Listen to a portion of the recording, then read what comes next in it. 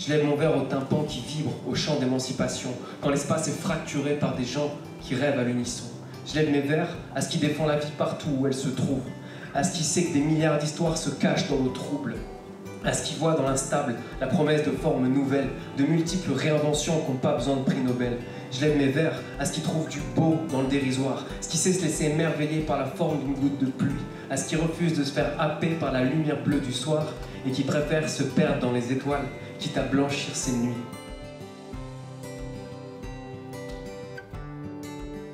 Ça y est, on l'a fait, on a créé une école supérieure, et ça c'est quand même assez hallucinant. Je me souviens de quand on a lancé l'idée d'Ecologica, la réaction de quasiment tout le monde c'était on peut créer une école supérieure, ça se crée, c'est possible ça, vraiment. Il y a une citation que j'aime bien d'un économiste qui s'appelle John Maynard Keynes.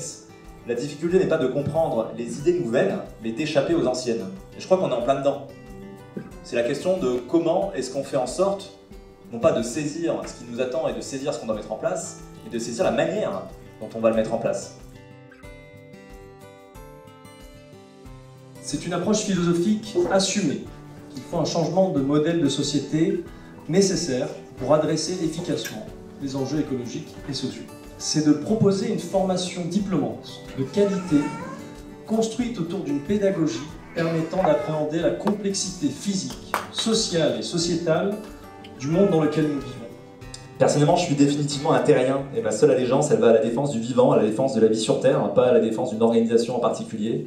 Et je dirais que nous sommes définitivement des terriens, et notre seule allégeance va à la défense du vivant, à la défense de la vie sur Terre.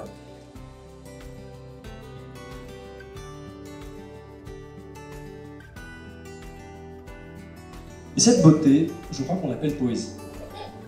Un mot qu'il ne faut pas laisser tomber dans l'oubli. Malheureusement, ce monde n'est plus à la mode. Il n'est pas suffisamment productif pour certains, qui préféreront un métaverse vide de la richesse hasardeusement splendide et rare dont l'univers primordial nous a fait don.